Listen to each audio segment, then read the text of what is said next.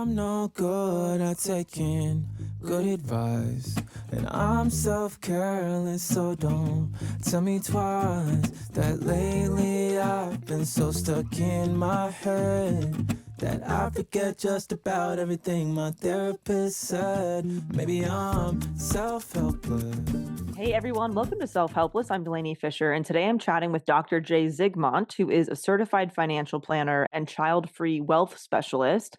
And my gosh, there are some very important truth bombs dropped in this episode around why the traditional mainstream retirement and financial advice does not make sense for a lot of us anymore, especially those of us who have opted out of having kids. However, I will say this episode is absolutely relevant, whether you have kids or not, because it just forces us to look at all of this with a fresh perspective and personalize everything to fit our unique needs. So, we're talking about all this through the lens of being child free, but for you, it may be something else you're wanting to rethink. But 47% of adults under age 50 in America are choosing to not have kids. And this actually went up by 10% in just 5 years from 2018 to 2023. So, basically, half of us are deciding not to have kids, and this changes a lot of things that we may not be thinking about for our day to day and plans for the future because we've been given the same old template that we've had forever, and it just hasn't caught up to the reality of the times with this growing shift. And I think a lot of us can assume, well, child free probably just means you have more disposable income than those who have kids, perhaps, which may or may not be true for you. Everyone's working with different circumstances, of course.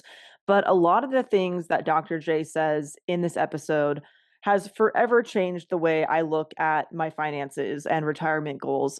So much of what he said was just a huge relief for me, especially, and things that I've chatted about with my husband Cam as well. Really, just noticing that we didn't want certain things that were kind of expected of us as a married couple. We don't want to have kids. We don't have an interest in owning a home. Like these things that are kind of like checking off the boxes. Once you get married, just didn't seem like a fit for us. But we can get caught in this cycle of thinking that we have to reach this huge financial goal for retirement, and we may be working towards something that is arbitrary. And so we discuss how we can get clear on what we actually value and really how to live now versus waiting until retirement for this kind of big magical number to hit our bank account. So, Dr. J shares information and tips around taxes, life insurance, differences in benefits, retirement funds, those who can help child free people make important decisions as they age. He also touches on this concept of dying at zero that so many child free people are embracing versus the standard die with as much as humanly possible in the bank, as well as some really fascinating statistics about happiness and the gender wealth gap, and how that compares to the child free wealth gap. And also, many of you have probably heard about the concept of FIRE, which is financial independence, retire early. But Dr. J is all about FILE, financial independence, live early. So we'll talk about what that really means. And of course, every situation is different. Just because someone may not have children doesn't mean that they don't have dependents or need a certain amount of resources for healthcare needs, etc. This episode is just driving home the importance of personalization. No matter what your circumstance is, personalization for you and a plan that makes sense for you, with an emphasis on child free people, since they're often left out of the equation, around conversations like this when it comes to future planning. Also, Dr. J shares one vital question you must ask whoever supports you with your financial planning, as well as how to ensure you and your financial planner or advisor are not amidst an enormous conflict of interest as a child free person.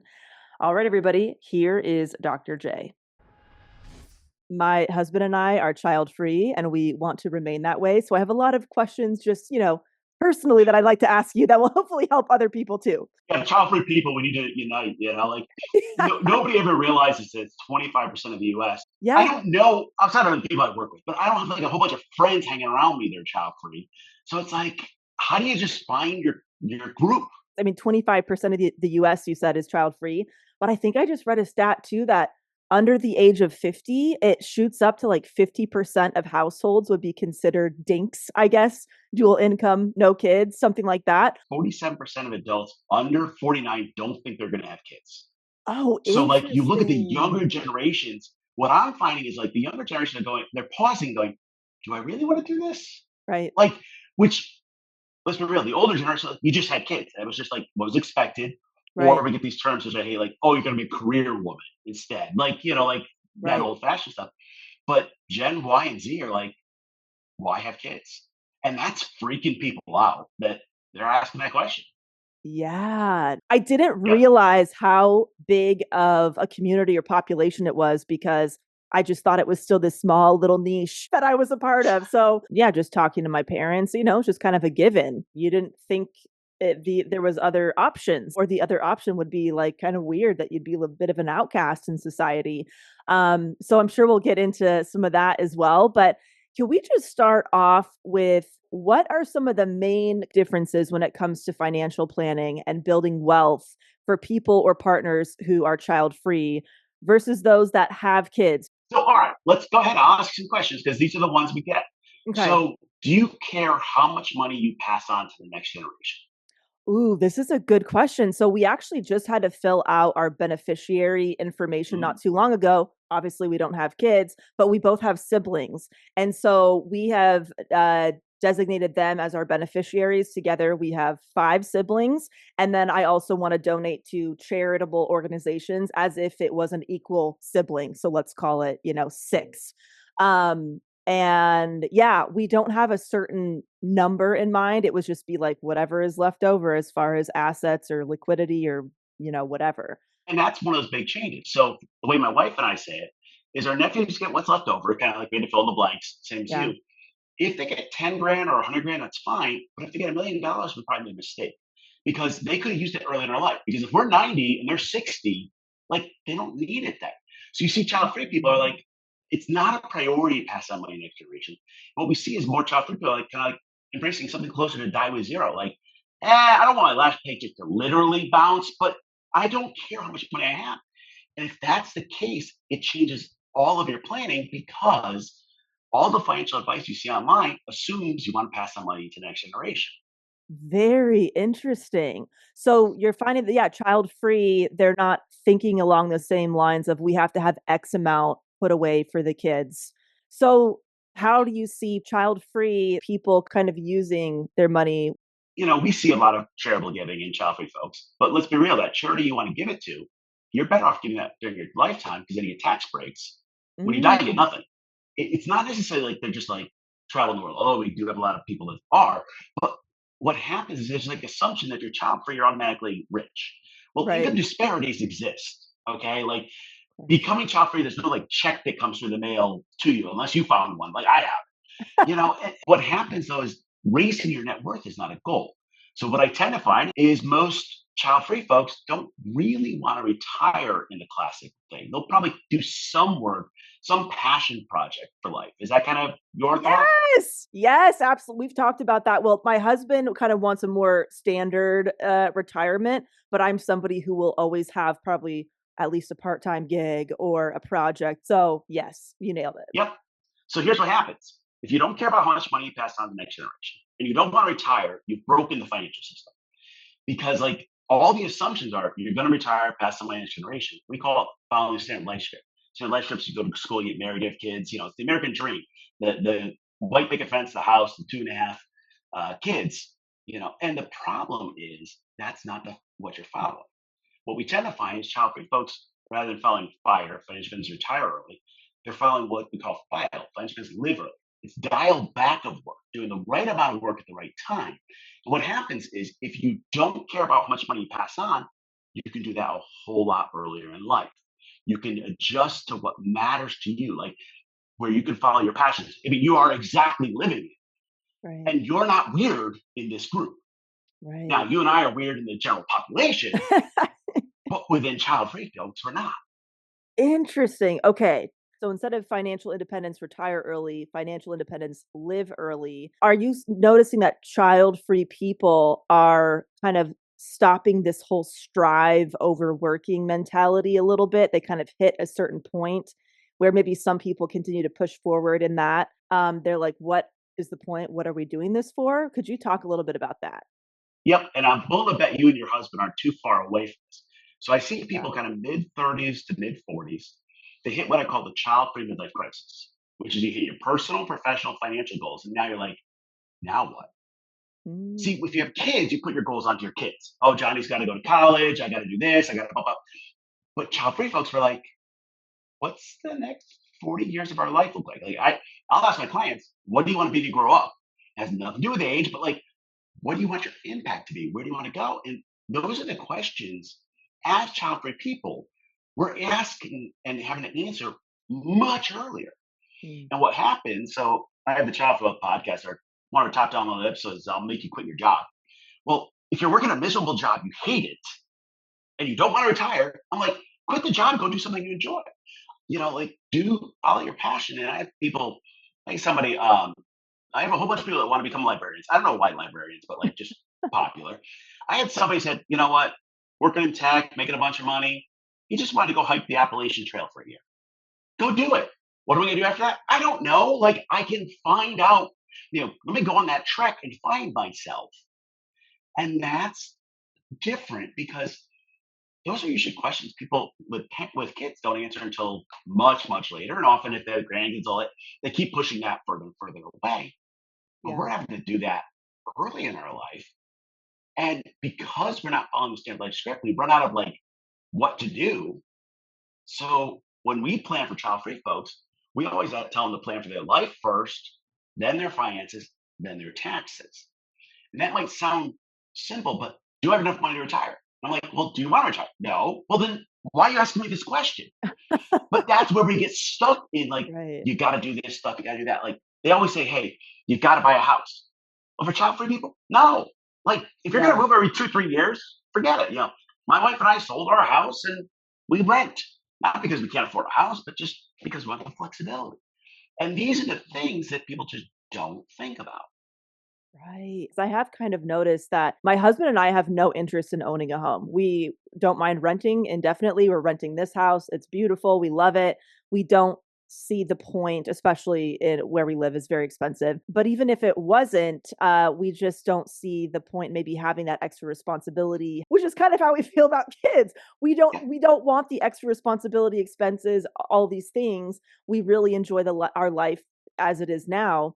So you're saying that maybe that mentality is kind of transferring into other areas for child-free people. And they're just kind of just because people are saying you have to have this type of job doesn't mean we need to. So you're saying that that is kind of a through line for child-free people. And who knows where that thought started for them? Maybe it started with their career and then they ended up applying it to not having kids, vice versa, whatever. So I've got my second book coming out, and I wanted to get the publisher to title it "F the American Dream." They would not go for that. So okay, we're really rethinking this core belief of what it means to live your life. Right. And what happens is there's so much, it's called a pronatalist bias, like this bias that you got to have kids, you got to buy a house, you got to do this and the other. And we've heard it over and over and over. Well, when people choose to be child free, they've chosen to go off the list. And for some people, it's not a choice, if they're childless, other things. Right. But they get like drawn back to the normal things, like buying a house. Well, for child free people, that just doesn't fit. But they're like, but you can't get ahead unless you have a house. Well, no, you can't. It's different. You have to invest differently. There's some things around it, but you can do it. But what's happening is this constant struggle between what you're told you got to do. It's kind of the good boy, good girl things, what your parents told you to do, whatever, and what society says. And the other half is what do you really want? To the point where I will ask my clients, whose voice is in your head saying you got to do that?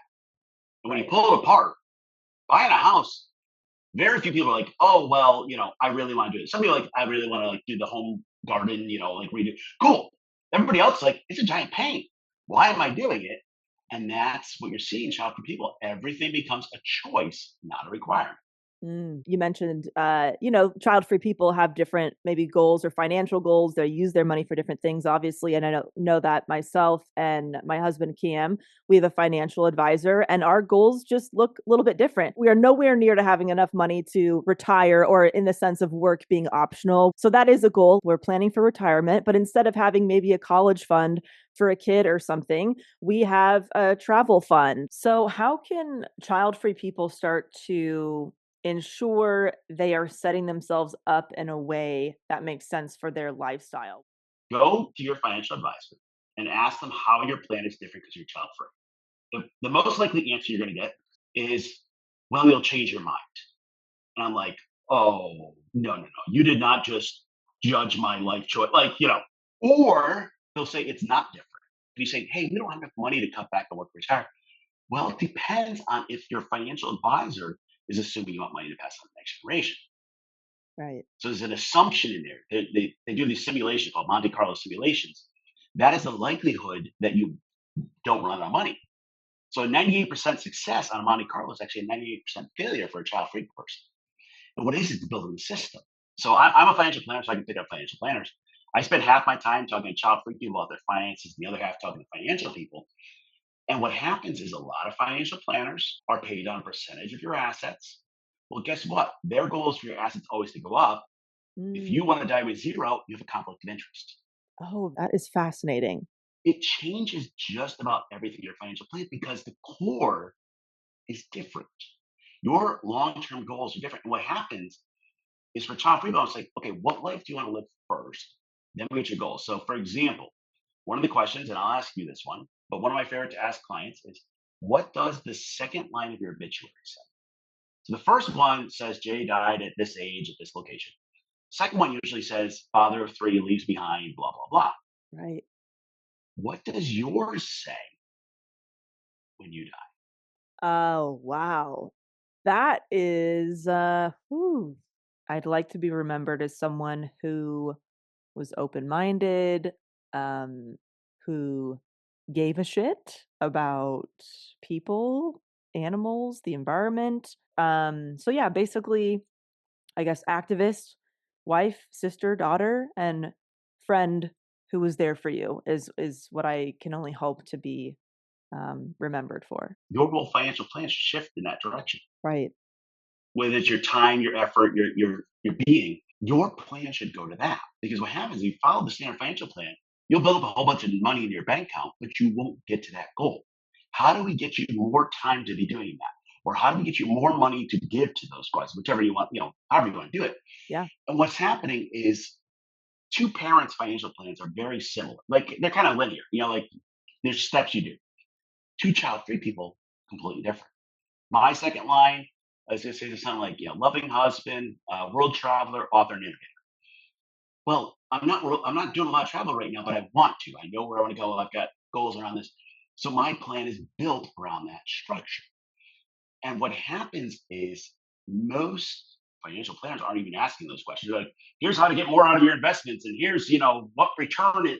Okay, all that could be done, but it might not get you to that impact you're looking to make because you're not going to have a genetic legacy, but you will have a legacy. So, Mhm. how do we make sure your time, money, and effort is going towards what you value?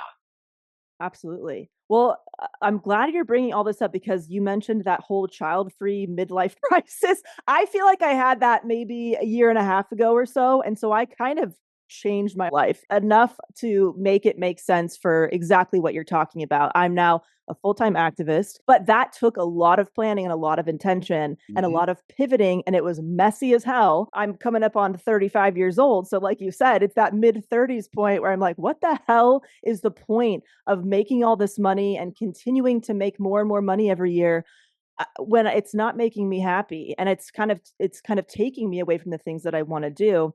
And then I'm very lucky, and this is such a great point for other people to keep in mind. I'm very lucky that my financial planner is child free and knows my goals, and she doesn't go off a percentage; she goes off of a flat fee. But yeah, I didn't even realize that that is something to keep in mind when you're looking for the right financial advisor, planner, whatever for you. I have a question about things like benefits at work or insurance or those things that maybe child-free people or partners have to opt in for a little bit differently than those with kids? Anything that you wanna share about that stuff? Yeah, by the way, we kind of get screwed. It's like, you know, like, I've kind of so, noticed that. my wife worked in academia, and it just as an example, um, our kids would get full ride tuition to the university, but me as a Wow. spouse get nothing. Wow. And we actually went to them like, "Hey, we're never going to have kids. Can you help us out?" No. It, what Right. happens is companies are very proud of. I have very parent forward benefits, all that. Cool. I'm never going to take advantage of those.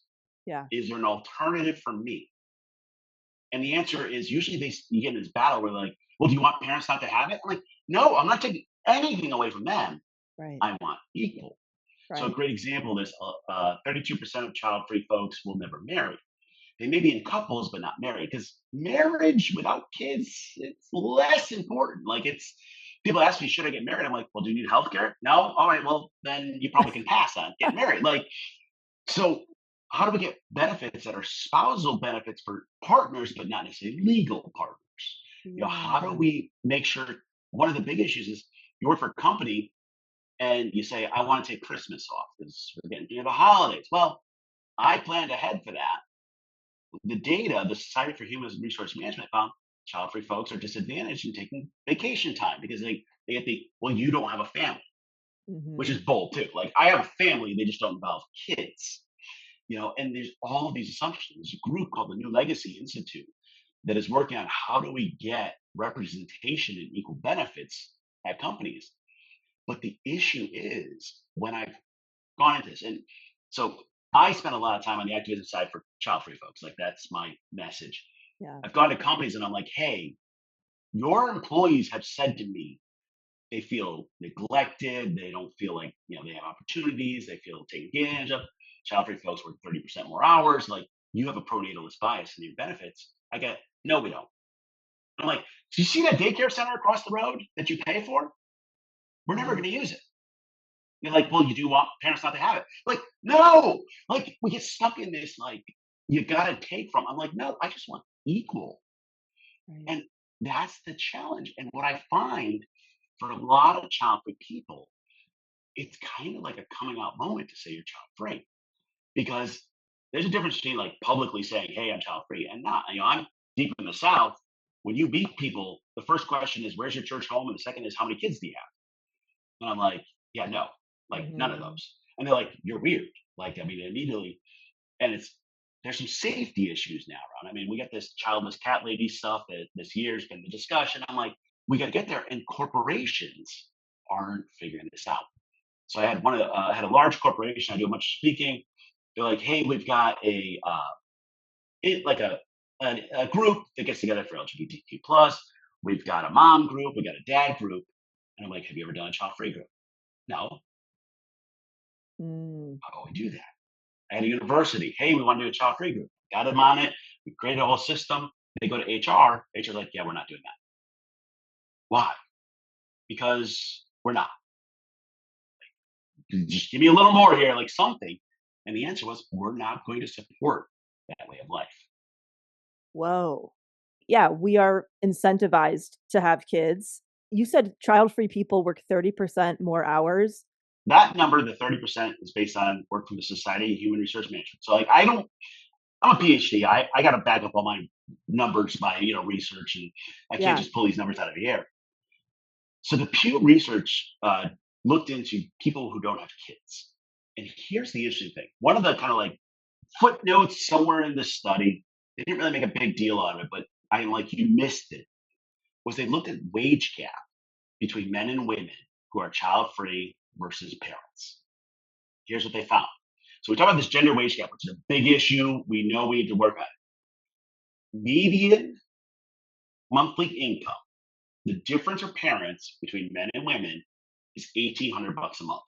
So I mean that's a huge in a child-free couple. The difference is $120, which statistically is like zero. Like I mean, it's just Yeah. the the the gender wage gap disappears when you're child-free. Whoa. So yes, we do more work. Yes, we get, disadvantaged for, holidays, all that, but we actually fix some societal problems. When women have a choice and choose not to have kids, their income statistically is no different. Actually, when you dive into this, it gets really interesting. Why moms make less? Part of it is career start and stops, so like, they're a different place. Got that. There's actually some data that says dads will get higher raises because they go, "Oh, I got to provide for my family. So I got to like negotiate for more. I got to ask for more," Yeah. which is its own thing. I'm like, well, as a child free person, I should get the same rate as you, but okay. Right.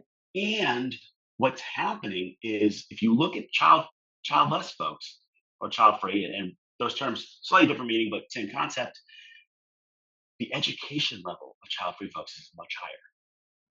So that's that education helping to find that balance. Like there's a lot of things behind it, but it's all somewhat countercultural because it goes against the system. It's like I was on a podcast and somebody said to me, "Well, if you guys keep not having kids, Social Security is gonna fall apart." I'm like, not my problem. Like Social Security is messed up on its own. Right. Like it's based on a system of constant growth. It's like a pyramid scheme, okay? Because we're not having kids is not why Social Security is broke. If your issue is you constantly have to grow population, you can actually fix that with immigration.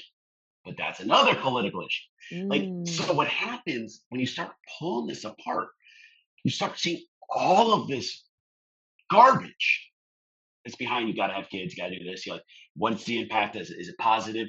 If you look at happiness curves, I actually did a study on this. We asked child free people, are you happy? 94% said yes. In the general public, it's less than half. Wow. If you look at the parent happiness curve, as your kid gets older, your happiness goes down. Like, Oh, as they get older, your happiness goes down? You think it'd be the yeah, opposite? well, as they go through different phases, actually by stage, it's kind of interesting. Ah. And we'll get from child free people. What if you regret not having kids? And I'm like, I'd rather regret not having kids than regret having kids because the stat is 18% of parents are willing to admit on a study that they regret having kids. Yeah. Like Yeah. that's a huge number, and that's probably an underreport. Right. And what's happening is when people pause and make that choice, and that's what I really think Gen Y and Gen Z are doing. They're just stopping and going, should I or shouldn't I? And we've actually studied why people choose not to have each child free. And some, like a third, are just like them wanting kids.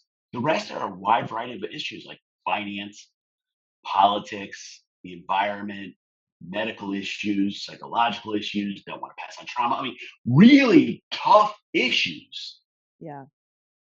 And then you go, okay, now if I'm going to do that, I can follow my passions. I can do what I enjoy. I can put my time and effort into work if I want to. If you don't want to, there's other things. And that's part of the reason why that gap starts getting less and less and less because we don't have kind of two classes of men and women in this. It's Mhm. just all child free folks. I didn't even think about this concept of, what would kind of equal benefits or things, programs look like for child-free people. Let's say that you were working with, a corporation and they said, okay, let's do it. What kind of services would you love to see in place for child-free people?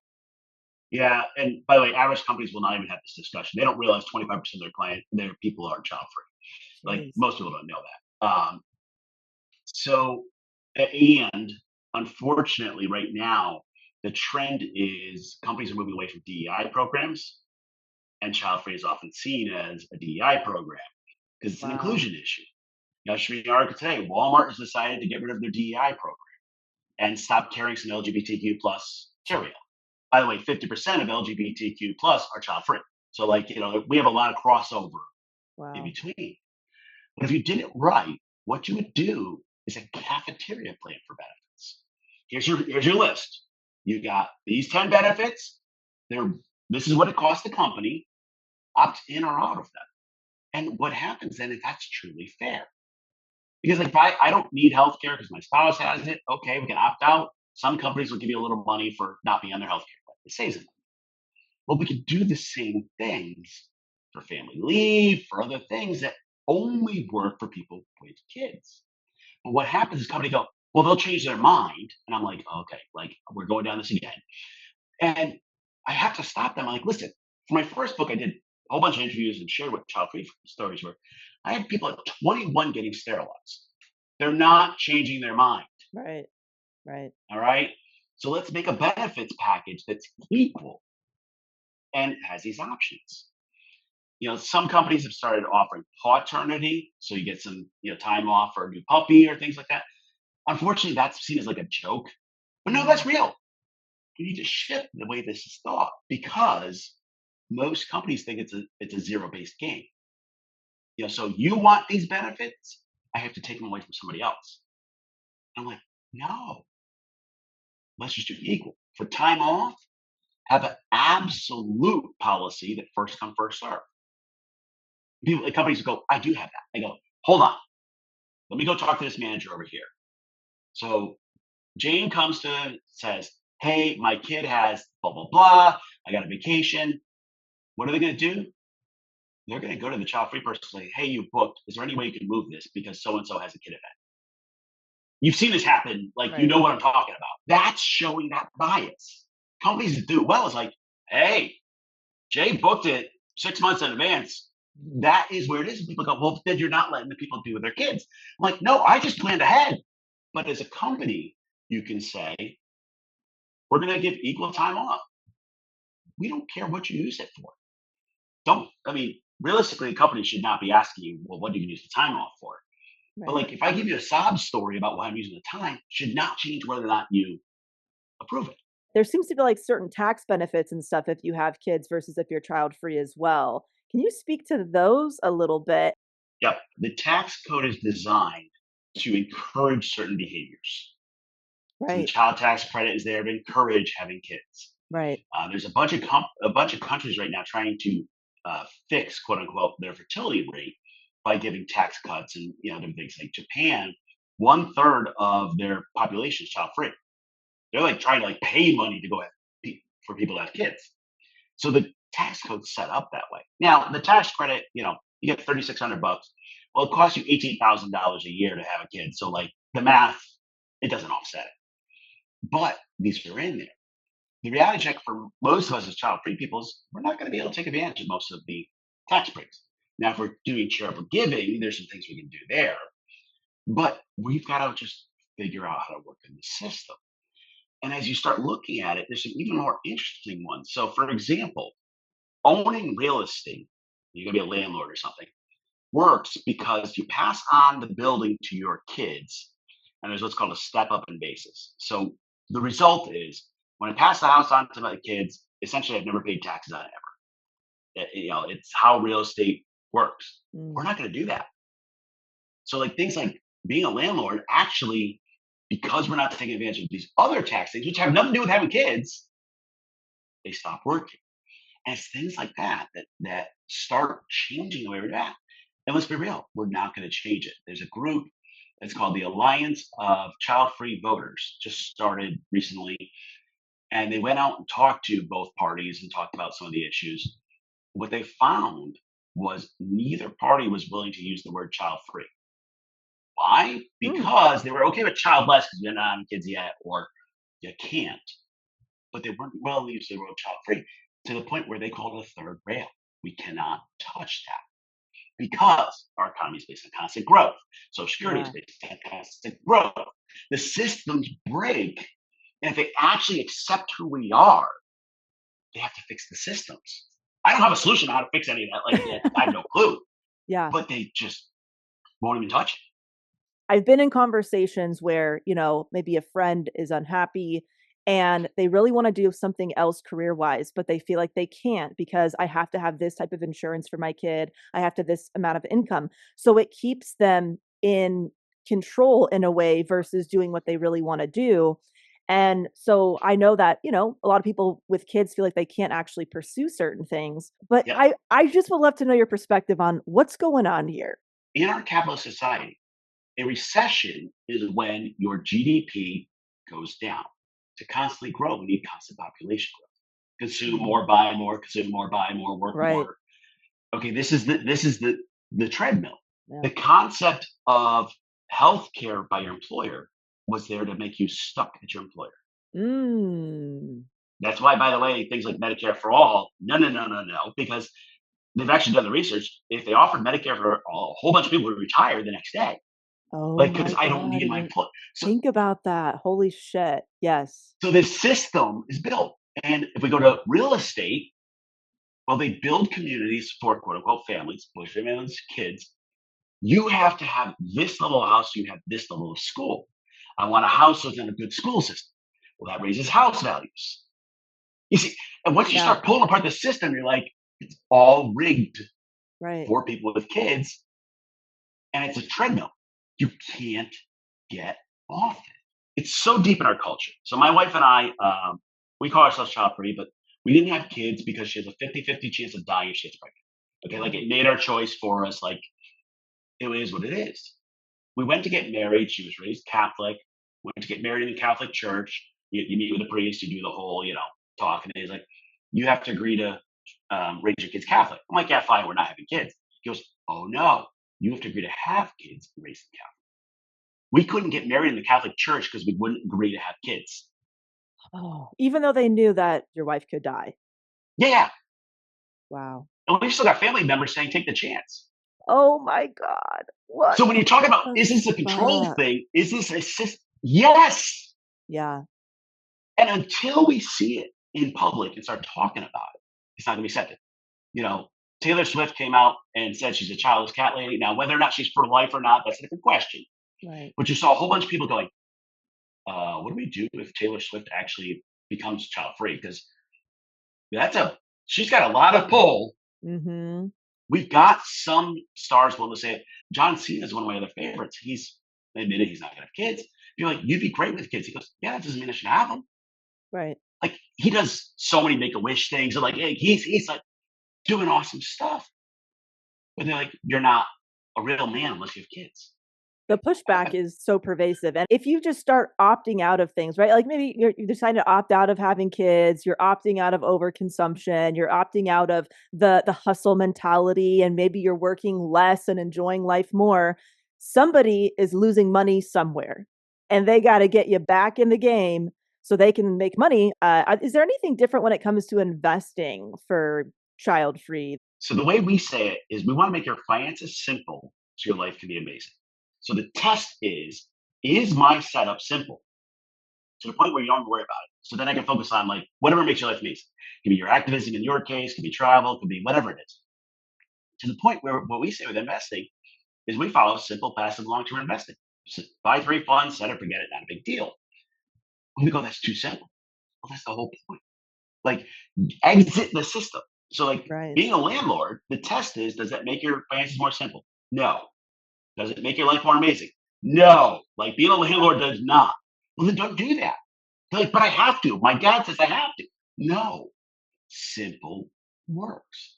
Right. And then it starts like shifting other things. So, like, for example, you and your spouse probably don't need life insurance. If one of you died, you'd be okay. Like, the other one would be able to make it. If you're single and childless, we call you a soloist, the need for life insurance is near zero. But everybody says you need 10 to 12 times your income. Like, only if people are relying on it. Like, it's Mm. these basic assumptions that all get changed. Makes a lot of sense. I was wondering if because you have this, this niche that you work in the finance world, have you noticed any other patterns with child-free people that have been interesting to you? Maybe things that you didn't know before. Obviously, you're child-free yourself, but when you are studying it in this way and you're meeting so many of us, what have you noticed? You want to see a marketing challenge? Market to a group that doesn't even know they're there. Like, if you Google child free financial planning, we come up in like 7 to 10 spots. Yeah. But people don't know how to Google that. And if you go to Reddit, the Reddit child free group, that's a cesspool. Like, it's Reddit. Yeah. But we've been researching this. Like, how do we find child free people? And it's really, really hard because it's one of the few groups that marketing groups don't even know yet. Some of the pregnancy test commercials finally started showing people happy for a negative test. Oh, wow. Well, that's a big deal. So we're seeing these things. And what I think to your question, the biggest thing I see is the first chapter of my new book is, are we weird? And that was really my research question. Are my wife and I weird? for what we do. And we're two PhDs. We sit around talking about research studies at night. Like we're weird, but like, are we weird for being child free?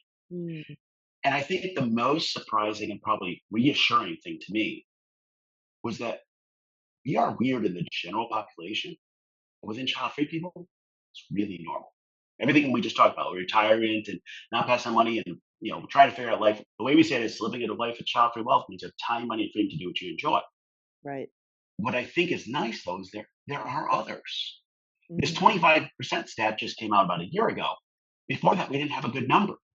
Like we don't even Yeah. know how many people are out there or how to talk to them. Like, and I think that's one of those challenges. How do we actually embrace that identity for who we are? I would be curious to know your perspective and experience with this because I felt like I figured out things that I wanted to do before I realized I didn't wanna have kids. It's almost like all the creative things that I wanna do in my life, that fueled me not wanting kids, versus I knew I didn't wanna have kids, and then I had to figure out what I wanted to do. It was the opposite for me. So are you saying that people know that they don't want kids, a majority, and then they gotta figure out, "What do I do with my time?" Your friends are living on the West Coast in Right. California, very progressive area, a lot of creatives. Yeah. I was living at the time in Mississippi. Your friends probably did come up creative first and no kids next. And Mm. I have others that are going the other way. I had somebody say, I went to church every Sunday, very religious, and I was told every Sunday the goal is to be a good mother, a good father. Well, if you've been ingrained with that for your entire life, when you step out of that, you actually lose the community you're in, you lose a family, like there's a whole bunch of stuff. And that's why people come to it later because they're like, can I really leave my religion? I had somebody, um, they're Mormon, and they said, hey, I wish I couldn't have kids, like had a medical reason, because then my family might accept it. Me just making a choice, they can't. Like this Mm. is all that baggage that comes with it. This lifestyle is definitely seen as unconventional. I'm curious to know what other ways maybe you and your wife, are unconventional as well, maybe not just in this area. We embrace something we call the garden and the rose, and we see this a lot in traffic couples. What it is one person is growing, that's the rose, and one person is providing support, that's the garden.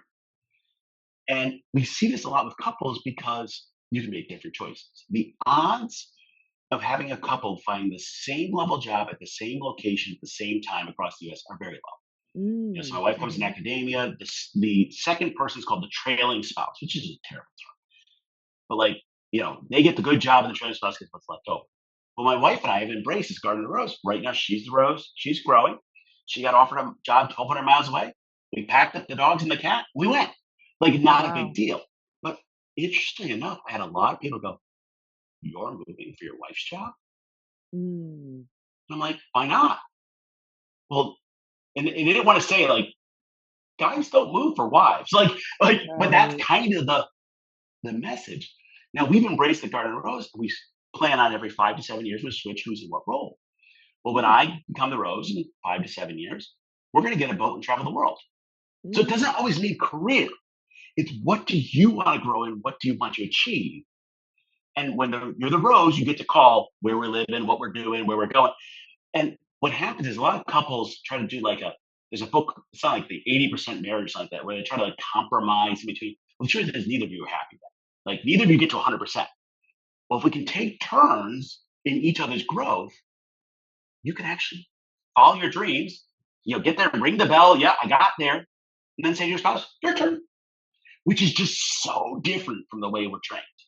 I love that. You say the garden and the rose or the gardener and the rose? The gardener of the rose. It's technically you'll see it in the books as I gardener love of the it. flower, but we Okay. call it the garden of the rose because my wife's just not any flower. So like that's I love it. That is brilliant that both people get these kind of growth opportunities, or maybe the pressure is relieved kind of every, back and forth a little bit. My husband and I have kind of done that naturally where sometimes throughout our relationship, he's made more money than I've made more money than he's made. It kind of like relieves the pressure back and forth. And it's been kind of nice that we don't feel like we have to both be making the same amount, working the same exact hours, all that stuff. That is really cool and so much to look forward to, I would imagine, when you are planning for those things. if you set 5 to 7 years, the rose is like freed up to do whatever crazy idea they come up with, just go. But then the other person can just provide support, and there's no guilt back and forth on either side because Mm, I'm getting my turn, right. and it's a communication thing. Is there anything else like that? Cool systems that you guys have come up with that maybe other people can be inspired from, or any kind of sneak peeks that might be in your book in that way? The hardest one for child-free folks is this question of who's going to take care of you when you're older. Like I kind of hate this question, but like I get Right, it all the time. right. Well, here's the numbers. If you're childless over 55, 2.5% of childless folks get any financial support from their family. So that's like nothing. Mm. But if you look at parents over 55, 1.5% get any support from their family. What? It's less? Yes. By the way, Oh the bottom my line is none of you are getting support, oh my gosh, that's shocking. Holy right? shit. Our goal is with our clients by kind of mid 40s to create a plan for long term care. Like we're Right. trying to put money aside or insurance. Like normally people don't think about that until their 60s. And I'm like, no, it's a fear for most of our child for you. We're going to take your money, put it aside for this, whatever it was, insurance or side money. Awesome. And check the box. That's how you free yourself. The harder question is who makes decisions for you when you can't? So Mhm. remember, the systems are all created. The next of kin makes the medical decisions, the financial decisions, all of that. Oh, wow. So go back to that example. My wife and I in a car crash. Who makes our medical decisions? Who makes our financial decisions? And who lets our dog out? Which sounds silly, but listen, things. Yeah. And you're in California. In California or Arizona, you can appoint what's called a professional fiduciary to serve that role. In the other 48 states, you're out of luck. And Oh, by the way, if you wow. appoint one in California and he cross state lines, it doesn't carry with you. 3 years I've been working on this problem. Oh my I've talked to god. every company I could find. I've talked to like all the, and what I found is like some lawyers will do like your financial stuff because the financial stuff, that's easy stuff, but they won't do the medical stuff. And I need both, especially my soloist, single, no kids. Like, who makes my decisions? Not only my spouse's first line. Right. And here's the number: 25% of the U.S. are disenfranchised from their family. Like, just don't have family. Well, and if you look at LGBTQ plus, that number goes through the roof. A family that have like disowned or no contact. Who makes the decisions for you? And if you don't do the paperwork, and by the way, if you and your husband haven't done your estate paperwork, will, power, attorney, this is the homework for you. Yeah. If you don't do that paperwork, the government or healthcare systems makes decisions for you. I don't trust them to make decisions for me. Right, I right. don't care what state you're in, like what government. So we've spent 3 years working on this problem. And finally, we hope by middle next year, we're going to launch a product called Childfree Trust that we're going to be able to serve as childfree people's executor, medical power attorney, financial power attorney across the US. 58% of the people in the US don't have a estate plan or will, power attorney in that because they just don't have an answer. And these are the things that just people think about that by default having kids answers. One point that you mentioned for my husband and I is we want to make sure that we have money put away for our care as we get older. We're not banking on anybody helping us at end of life. So whether that's in-home support or we live, in a community somewhere, that kind of stuff is huge. And I think, like you said, anybody should think about that because there's no guarantee that your next of kin is going to be part of your day to day, helping you financially. So that's a great thing to keep in mind that anybody should make that a priority. And then a fiduciary, could it be a sibling? Could it be a friend? If you don't have a will, the government gets to take your stuff if they can't find next of kin. So guess Mm. what? They don't look too hard. Like they'll like put it like some states will put an ad in the newspaper saying, "Hey, do you know Jane? No? Okay, Jane's stuff is going to me." But the power of attorney issue is you are alive but can't make decisions for yourself.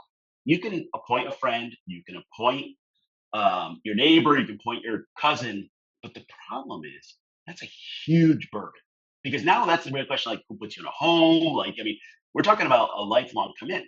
Right. Your spouse will be your first line. Cool. The worry is always if your car crashed, who makes it for both of you? And if you Right. have family members you can rely on, that's cool. But that's where that stat of 25% of people are not connected to their family at all. Okay. And by the way, do you trust them to make your medical decisions the way you want? Because Right. sometimes they don't agree with what you want. Right. So you can appoint friends. I've got people do like the Golden Girls setup. So like each friend, we appoint 3 other friends. Works great. except for the last person. Because everybody died off, and the last person, I got nobody. A reporter reached out to me and they said, I got an idea. I heard somebody is going to give their estate to their nephew and then expect their nephew to do their decisions on medical or financial. All that. How does that sound for an idea? And I said, that's a terrible idea. She's like, what do you mean? If you look at the stats, AARP has looked at elder abuse and it's huge. It's like a conflict of interest if they're like owning your property and then also Well, in this, charge of your yeah. medical decisions. Yeah. So now your nephew's like, do I put them in the good home and I get less money in the estate? Or do I put them in the cheap home and get more money? You hope your next of kin would take care of you. Well, if you're one of those folks, single, you grew up single kid, your parents, a lot of people use their parents for their power of attorney. Well, that's going the wrong direction because, you got to be your parents' power of attorney, not the other way around. Hmm. And then they start going, I don't know who to put down that I trust. So I was on a podcast and somebody said it this way. My favorite example. His mom's in a nursing home. She's 90 something years old. And she loves chips, just loves chips. And the nurses refuse to give her chips. Well, it's going to mess up your diet and your sodium. And he went to him and said, just give her the damn chips. And his question was, who makes sure I get my chips? And that's really the question. How do I die with dignity? How do I make sure my wishes are followed? Like really tough discussions that people don't want to talk about. It's one of those like hard decisions. And if we don't have an answer, it doesn't matter what age. You come to me as a client and you're 25 and getting your power of attorney and your will done. They're like, why are you doing that? Because you can get hit by a bus walking across the street just like anybody else. I worked as a paramedic. I've been at the bedside where people are like, what do we do? I don't know. Do we have any paperwork? I had a family, guys in his bed, dying of cancer, cardiac arrest. I said, any wishes? 8 family members around the bed. Half of them go, yeah, he wanted to just go. The other half are like, do the CPR. I was like, Right. do you have any paperwork? They're like, it's somewhere. I'm like, well, until you find the paperwork, I'm going to make the decision as the paramedic. And people are like, no way. Like, yes, that is what actually happens. I had an ER doc on my podcast, and he said this way. In the ER, they're doing trauma to people when they're at the end. Like they're breaking ribs rather than just letting them go. Well, if they don't have paperwork, they have to do these things. Right. And nobody wants to talk about this because this is, again, one of those third rails. Like you're not going to die.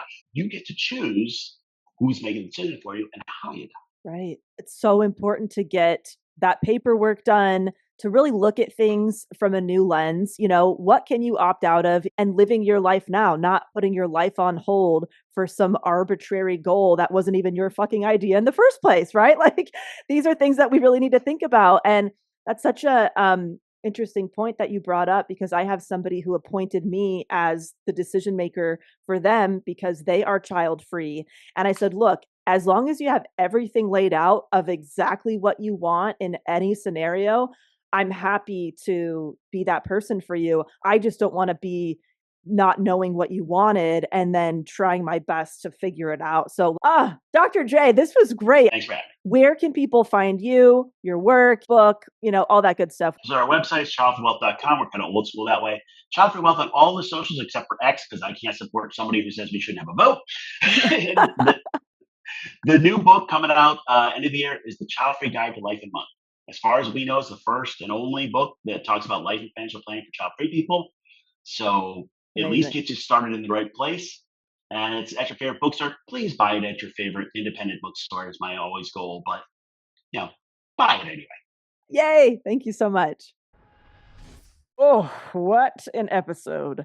I hope this helps you get clear on some questions you can ask yourself or your partner, or maybe whoever supports you with financial planning, just to ensure you have true personalized systems that help you live the way you want to live now, as well as move towards the goals you actually want versus just being forced into a template that doesn't make sense for you and causes an enormous amount of stress for no reason.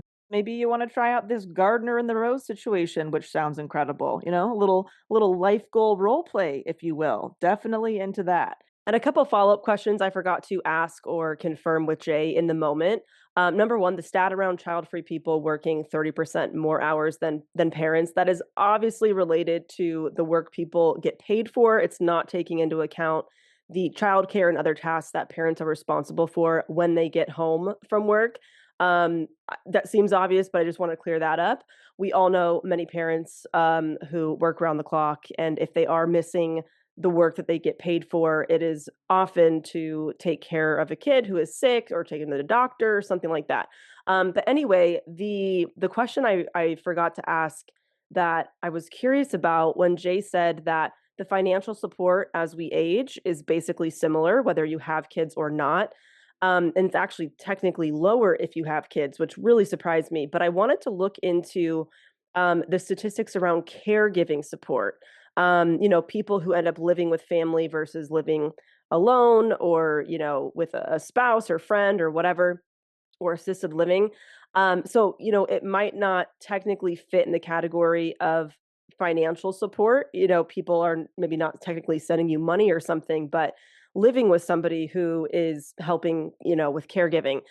So here's what I found. It looks like 4 in 10 child-free older adults live alone compared to 2 in 10 parents live alone.